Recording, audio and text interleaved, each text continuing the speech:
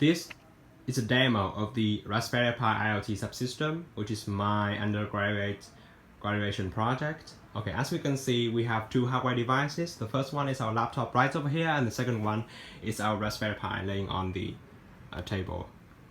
The case right over here. So how this system works is that we have an infrared sensor. I place it here because it would detect a lot of superfluous motions that is not required. So this infrared sensor will detect motion. So that is, if I push my hands right over here, it will detect it.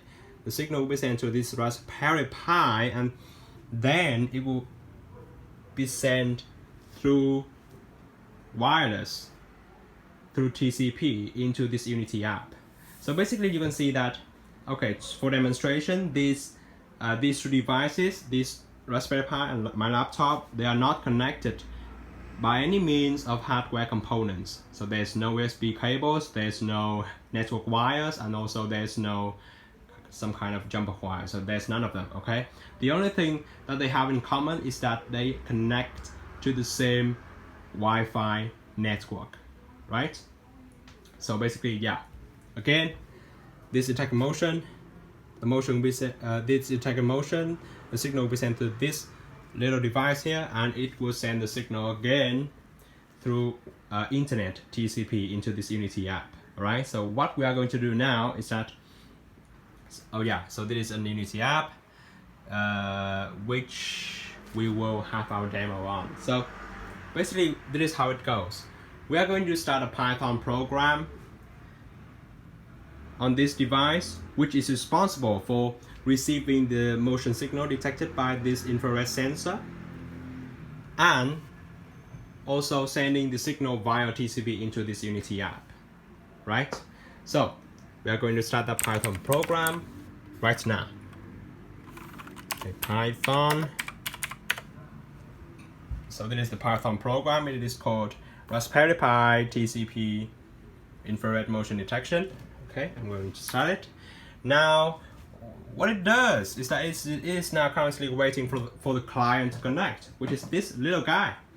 So if I press connect, the two devices, almost to be more specific, the two processes, the Unity process and the Python process on the Raspberry Pi, will be connected, right? So they will be connected via TCP socket. Okay, so now I will press connected. And as you can see here, our Raspberry Pi IoT subsystem, it's a multi-threaded application, right? This application is now currently doing something else while concurrently testing signal receiving TCP sockets. So it's waiting for the motion detection, and on the other hand, it is doing something else, which is refreshing the Unity screen. All right. So as you can see on the server side, it says that client application ID 192.168.137.76, right, has connected. Okay. So now this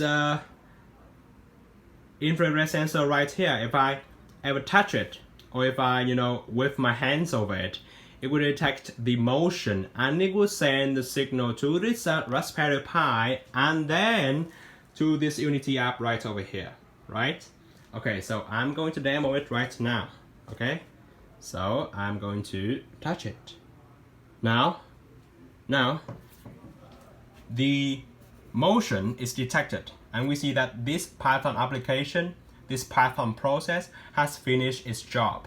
It is now terminated, and then it means that the signal is successfully sent. The signal is successfully sent to this Raspberry Pi and then to this Unity app. Let's see what this Unity app says. Okay, so it says it is connected. It has received the signal from the Raspberry Pi, and it has disconnected from the destination server application, which is the Python process, right, on the Raspberry Pi. So this is our demo. So we can see that the subsystem, it has multi-threaded implementation inside, and it also has network TCP socket programming, inside. Okay.